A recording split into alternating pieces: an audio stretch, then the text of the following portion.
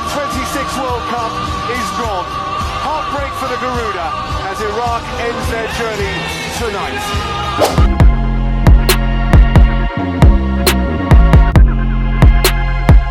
Gak ada, semuanya kembali ke Belanda. Itu nanti tergantung dari hasil rapat Exco, ya.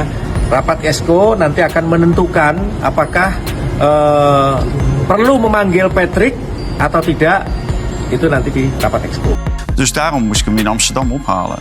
Kon hem niet achter Nee. Jurnalis asal Belanda merespon atas kegagalan Indonesia menembus Piala Dunia.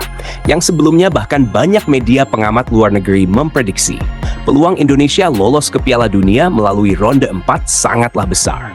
Media tersebut menilai trio tim pelatih asal Belanda yang pimpin timnas Indonesia gagal total dengan hasil yang sangat memalukan.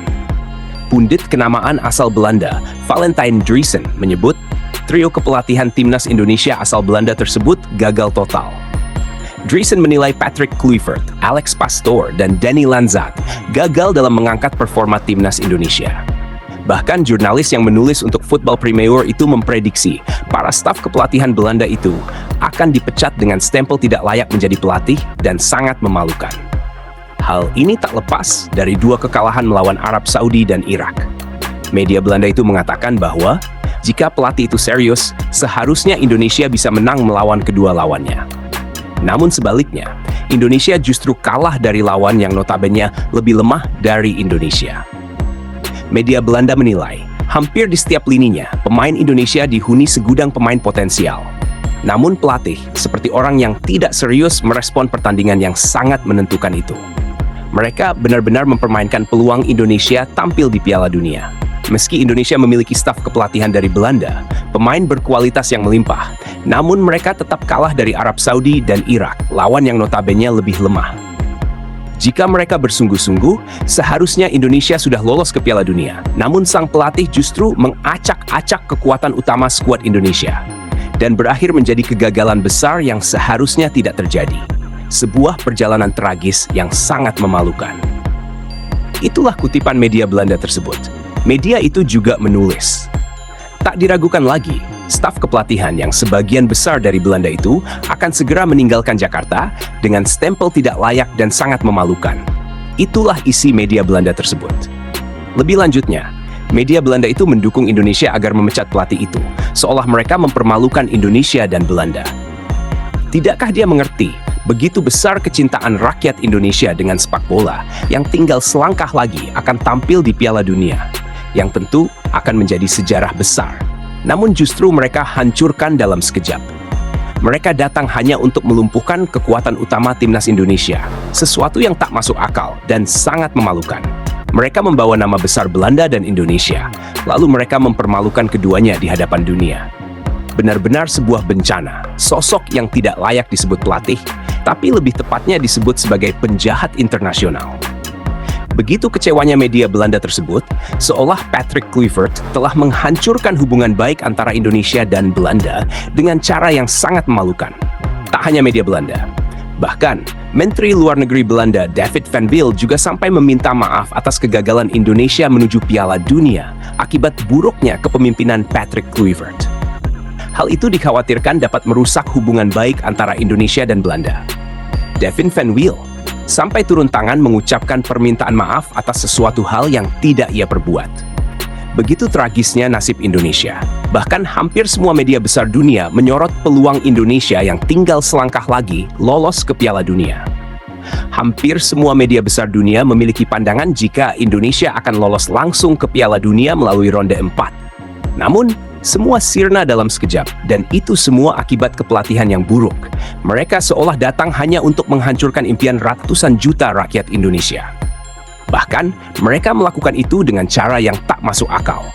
Melemahkan tim sendiri, merombak pemain dengan strategi aneh di pertandingan yang sangat penting. Sosok yang seharusnya dipercaya mengemban tugas besar untuk membawa nama baik Belanda dan Indonesia di kancah dunia.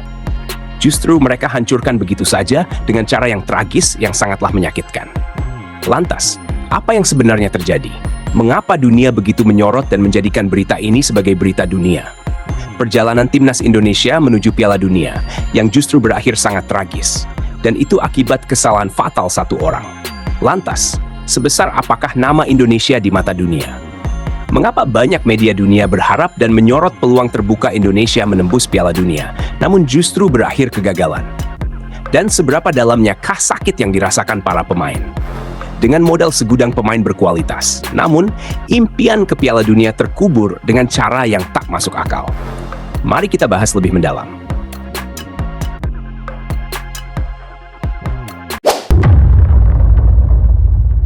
We deserve to be here. We've worked so hard to be here. Now we are in this round and we have a beautiful opportunity to put our nation on the map. Don't forget who you're playing for. Think about who you play for your family, for your country, for your honor. Then we go out and we kill them today, okay? Okay.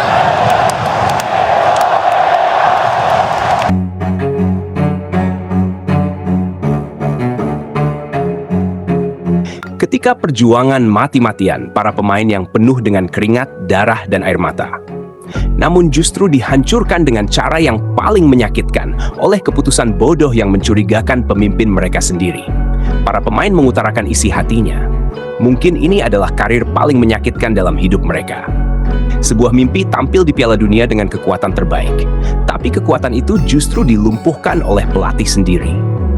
Impian itu seolah dikubur hidup-hidup dan nampaknya sulit bisa datang kembali. Sepanjang karir semasa hidup para pemain, sebenarnya Piala Dunia 2026 inilah generasi keemasan para pemain terbaik Indonesia, yang seharusnya menjadi gerbang generasi pertama Indonesia mencatatkan sejarah menembus Piala Dunia untuk yang pertama kalinya. Saking sakitnya kegagalan yang tidak seharusnya terjadi ini, hingga kegagalan itu benar-benar membuat para pemain generasi emas saat ini terasa hatinya sedang disayat pisau oleh sosok yang justru berada di tubuh internal timnas Indonesia. Para pemain mengutarakan isi hatinya. Mereka menggambarkan kegagalan ini sebagai awal bahkan akhir dari perjalanan karir sepanjang hidupnya. Berjuang mati-matian demi Piala Dunia 2026. Namun impian yang sudah di depan mata itu justru dikubur hidup-hidup. Para pemain sampai menggambarkan, mungkin ini adalah kesempatan pertama dan terakhir mereka bermimpi tampil di Piala Dunia. Sebab, di generasi saat inilah masa emas para pemain terbaik timnas Indonesia, faktor usia pemain Indonesia yang sedang berada di puncak tertinggi karirnya. Tapi kesempatan terbaik itu lenyap, seolah menguap begitu saja. Bahkan, mungkin kesempatan itu sulit untuk datang yang dua kalinya. Dan untuk periode Piala Dunia berikutnya, bahkan mereka sendiri tidak yakin bisa sebaik, sebugar, dan sesiap seperti saat ini para pemain di usia terbaik yang juga berada di puncak karir. Terlalu lama bagi para pemain menunggu Piala Dunia berikutnya. Seiring penantian itu, usia para pemain pun akan termakan oleh usia yang semakin menua. Dengan dukungan rakyat yang membara, diisi materi pemain berkualitas yang melimpah. Namun semua sia-sia. Para pemain dan rakyat seolah dipaksa harus menahan sakit yang sulit dijelaskan oleh kata-kata. Para pemain sudah memberikan segalanya demi membuat bangga negara besar ini. Dan kesempatan terbaik ini justru terbuang sia-sia. Di sisi lain, belum tentu mereka bisa membuat bangga sebuah negara besar di Piala Dunia periode berikutnya. Seiring usia dan kebugaran mereka tak lagi sama seperti saat ini. Dan itulah puncak dari begitu sakitnya perasaan yang ditanggung para pemain. Kesedihan mendalam, tangisan yang diibaratkan bagaikan pisau yang ditancapkan ke dada. Terkubur bersama impian itu. Dan mungkin sejarah kelam ini akan menjadi perjalanan karir dan hidup para pemain yang akan terus teringat sampai kapanpun.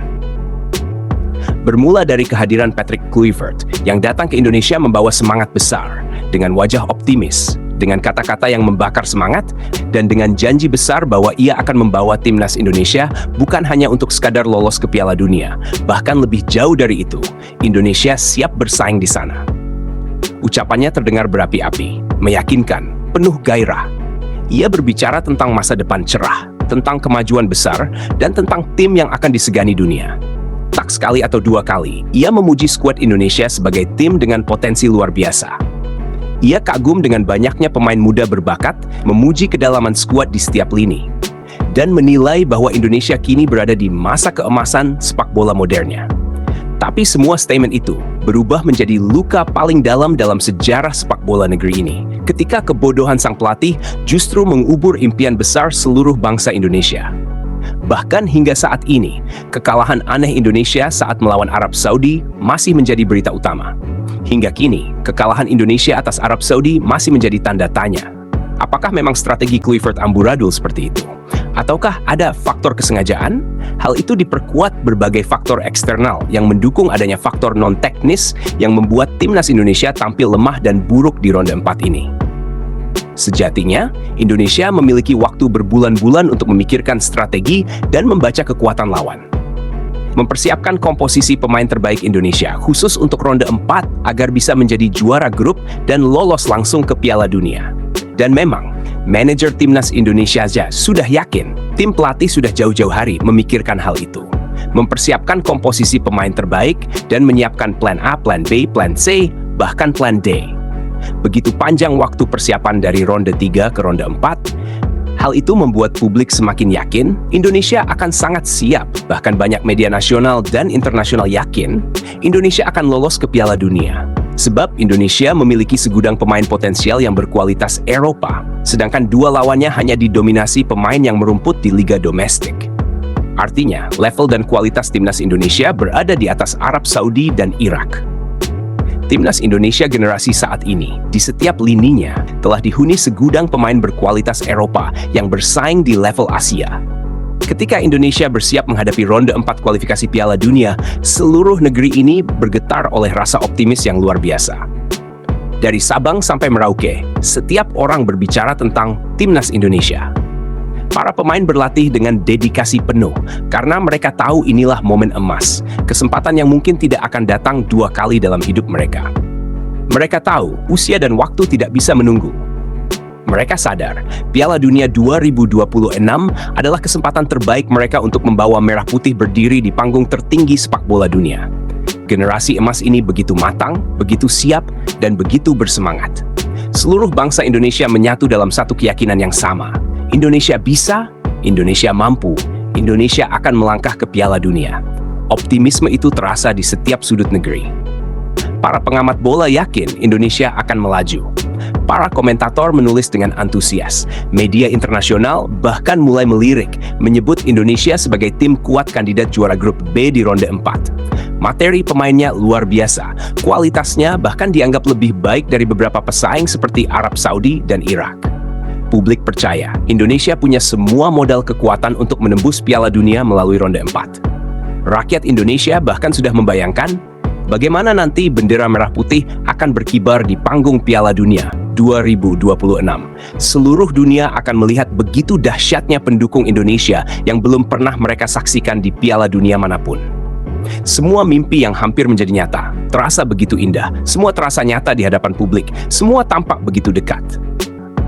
Namun, mimpi itu berbalik arah, lenyap dalam sekejap. Bukan karena Indonesia kalah level dan kualitas atas lawannya, tapi karena kebodohan seorang pelatih yang seolah tidak paham atau bahkan melumpuhkan kekuatan terbaik skuad Garuda. Ia seolah paham apa yang sedang ia pegang, masa depan sebuah bangsa besar yang justru ia hancurkan. Kita sedikit mundur ke belakang. Puncak antusiasme publik itu terjadi ketika jelang pengumuman resmi daftar 28 pemain yang akan dibawa ke Arab Saudi. Bahkan, sebelum daftar itu keluar, publik Indonesia seolah sudah satu pemikiran. Hampir semua prediksi publik, pengamat, dan media memiliki bayangan yang sama. Mereka yakin pemain-pemain terbaik seperti Marcelino Ferdinand, Ivar Jenner, Tom Hay, Calvin Verdonk, hingga Ole Romani akan menjadi tulang punggung skuad. Bayangan publik jelas. Indonesia akan berangkat dengan komposisi terbaik sepanjang ronde 2 hingga ronde 4 dengan komposisi line-up yang sangat kuat, dengan pemain yang berkualitas dan dengan semangat tempur tinggi. Namun, semua berubah seketika ketika daftar 28 nama itu akhirnya diumumkan. Seluruh negeri dibuat terdiam sambil menelan ludah. Publik bertanya, berbulan-bulan persiapan hanya akan menurunkan line-up yang sangat mengkhawatirkan. Suasana seolah membeku. Kemarahan mulai terasa dan kekecewaan muncul di mana-mana. Nama Marcelino Ferdinand dan Ivar Jenner tidak dipanggil. Pemain yang seharusnya menjadi nyawa permainan Indonesia justru dikeluarkan.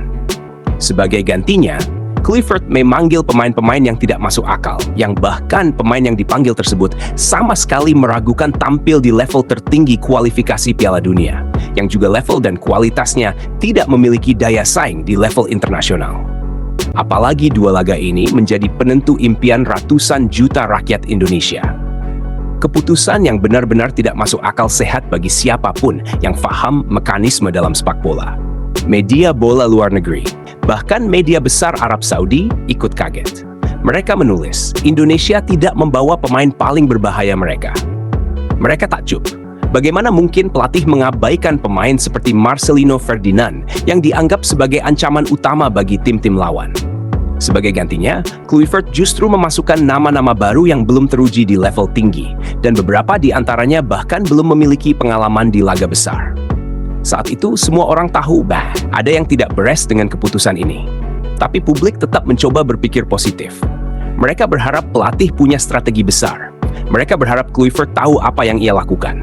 Tapi di lubuk hati terdalam, perasaan cemas mulai tumbuh, dan keyakinan mulai rapuh. Dan tibalah hari besar itu. Pertandingan pertama Indonesia di ronde 4 melawan Arab Saudi. Sebuah laga yang dianggap sebagai gerbang menuju impian besar. Semua orang menanti dengan penuh semangat. Semua yakin bahwa Indonesia bisa mengalahkan Arab Saudi. Berdasarkan kekuatan di atas kertas, Indonesia seharusnya bisa menang. Para pengamat, media, dan bahkan rakyat biasa memprediksi line-up yang hampir sama. Semua sepakat bahwa tim terbaik Indonesia akan diturunkan di laga ini. Tapi yang terjadi kemudian benar-benar di luar dugaan. Saat daftar line-up diumumkan, publik seolah disambar petir di siang bolong. Nama-nama utama yang diharapkan justru tidak dimainkan. Posisi pemain diacak-acak. Pemain yang tidak biasa bermain di posisi tertentu justru dipaksa bermain di sana.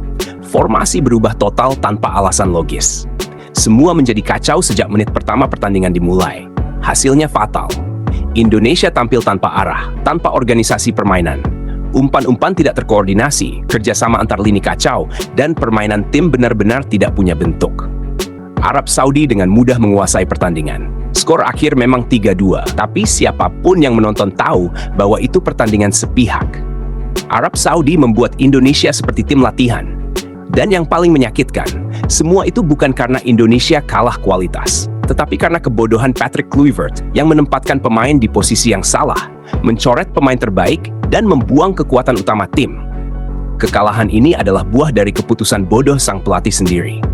Laga kedua melawan Irak seolah mengulang bencana yang sama. Lagi-lagi, Kluivert membuat keputusan yang sulit diterima logika. Pemain berkualitas seperti Justin Hubner tak dimasukkan. Mark Klok, yang menjadi sumber kekacauan di laga pertama, justru kembali dipertahankan dan berada di bangku cadangan, yang artinya Mark Klok siap sewaktu-waktu kembali dimasukkan. Padahal seluruh publik tahu, posisi lini tengah menjadi kunci, dan di sanalah Ivar Jenner seharusnya berada. Andai saja Ivar Jenner dibawa ke ronde 4, Ivar Jenner bersama Tom Hay bisa membentuk permainan yang jauh lebih hidup. Namun sayang, Kluivert justru tidak memanggilnya. Ia lebih memilih formasi yang aneh, dengan komposisi susunan pemain yang tidak nyambung. Indonesia sebenarnya bermain lebih baik melawan Irak, bahkan Indonesia menguasai jalannya permainan. Namun hasil akhirnya tetap pahit. Indonesia kalah 1-0, kehilangan poin, dan harapan runtuh dalam sekejap. 2 laga, 2 kekalahan, 0 poin. Indonesia tersingkir dengan cara yang paling menyakitkan paling awal di ronde 4 kualifikasi Piala Dunia. Dan semua itu bukan karena Indonesia kalah level, tapi karena keputusan bodoh yang sangat mencurigakan satu orang. Tragedi ini bukan sekadar soal kalah dan tersingkir. Ini soal betapa satu keputusan keliru bisa menghancurkan kerja keras bertahun-tahun. Andai Indonesia kalah karena kualitas yang memang kalah jauh dari lawan, mungkin publik akan lebih legowo. Tapi faktanya, Indonesia punya skuad dengan kualitas yang setara, bahkan lebih baik. Indonesia punya generasi emas, punya pemain berpengalaman Eropa, punya semangat luar biasa. Tapi semua itu sia-sia karena pelatih tak mampu membaca kekuatan timnya sendiri. Patrick Kluivert benar-benar menghancurkan sistem yang telah dibangun rapi selama 2 tahun terakhir. Ia memecah chemistry yang sudah terbentuk, merusak formasi yang sudah solid, dan menggantinya dengan eksperimen yang konyol di saat terpenting dalam sejarah sepak bola Indonesia. Andai Patrick Kluivert sedikit saja memakai otaknya dalam pemilihan pemain dan lebih peka dalam membaca kekuatan dan situasi di lapangan, mungkin penampilan timnas Indonesia tidak seburuk ini. Indonesia seharusnya bisa bersaing di ronde 4. Pemain seperti Marcelino Ferdinand dan Ivar Jenner seharusnya berada di skuad itu. Keduanya adalah otak permainan dan roh semangat tim. Mereka membawa semangat muda dengan modal kualitas yang bisa meningkatkan moral para pemain. Bayangkan kombinasi Ivar Jenner dan Tom Haye di tengah, dengan Marcelino Ferdinand dan Miliano Jono Jonathan di sisi sayap, ditopang oleh Ole Romeni di depan. Komposisi itu sudah terbukti solid, kreatif, dan berbahaya. Dengan susunan itu, Indonesia bisa menakuti lawan. Tapi sayang, Kluivert justru membuang semua peluang itu. Ia menyingkirkan pemain terbaik, menggantinya dengan pemain baru yang belum teruji, lalu mengacak posisi pemain hingga kekuatan tim lenyap. Dan hasilnya pun tragis. 2 laga penting, 2 kekalahan menyakitkan, dan 0 poin. Patrick Kluivert kini tercatat sebagai salah satu pelatih terburuk dalam sejarah sepak bola Indonesia. Ia bukan hanya gagal membawa kemajuan, tapi juga menghancurkan harapan yang sudah dibangun dengan darah dan air mata. Ia mengubur mimpi 280 juta rakyat Indonesia dengan kebodohan keputusan-keputusan yang tidak bisa dimaafkan. Ia seperti nahkoda kapal besar yang sudah punya peta, kompas, dan awak kapal terbaik, tapi justru menabrakkan kapalnya ke karang karena kebodohan sendiri. Dan akhirnya, kapal itu tenggelam bersama seluruh penumpangnya. Begitulah Indonesia di bawah kepemimpinan Kluivert, tenggelam karena kebodohan satu orang. Tragedi ini menyisakan luka mendalam, terutama bagi para pemain. Mereka yang sudah berjuang dengan sepenuh jiwa, kini hanya bisa menangis. Mereka sudah memberikan segalanya, waktu, tenaga, dedikasi, bahkan kehidupan pribadi mereka, hanya untuk melihat merah putih berkibar di panggung dunia. Tapi mimpi itu hancur. Kelvin Verdong, salah satu pemain paling tangguh dan berjiwa kesatria, bahkan tak kuasa menahan air mata. Dalam pernyataannya, dengan suara bergetar ia berkata, "Mimpi itu kini sudah berakhir. Akhir dari impian ini sangatlah menyakitkan dan sulit dilupakan. Kami harus kembali berjuang di Piala Asia. Tapi yang ini sangatlah menyakitkan. Terlalu lama bagi kami untuk menggapainya kembali." Kata-kata itu menembus jantung. Ia berbicara bukan hanya untuk dirinya, tapi untuk seluruh rekan setimnya yang menunduk diam menahan air mata di ruang ganti. Mereka tahu, kesempatan itu tidak akan datang 2 kali. Piala Dunia berikutnya baru akan datang di tahun 2030. Saat itu, sebagian besar pemain generasi emas ini sudah berusia di atas 30 tahun. Mereka tidak akan sekuat, sesegar, dan secepat sekarang. Fisik mereka tak lagi sama, stamina menurun, dan energi muda yang kini membara tidak akan terulang lagi. Itulah mengapa kegagalan kali ini begitu menyakitkan. Karena mereka tahu, ini bukan sekadar kekalahan biasa. Ini adalah akhir dari kesempatan terbaik dalam hidup mereka. Kesempatan emas yang seharusnya membawa Indonesia ke panggung dunia justru dihancurkan oleh kebodohan seorang pelatih yang tidak mengerti apa arti perjuangan bagi bangsa ini. Dan kini, seluruh bangsa Indonesia hanya bisa menatap kosong ke depan, memandang sisa-sisa harapan yang telah terkubur. Para pemain menangis, publik marah, dan sejarah mencatat hari ini sebagai hari kelam sepak bola Indonesia. Karena inilah kisah tentang sebuah negara besar yang tinggal selangkah lagi menuju Piala Dunia. Namun, langkah itu justru dipatahkan oleh kebodohan satu orang. Seorang pelatih yang datang dengan janji kemajuan, tapi pergi meninggalkan kehancuran. Dan itulah kisah tragis kita. Kisah tentang mimpi besar yang dikubur hidup-hidup oleh satu kebodohan di tangan orang yang seharusnya memimpinnya menuju kejayaan.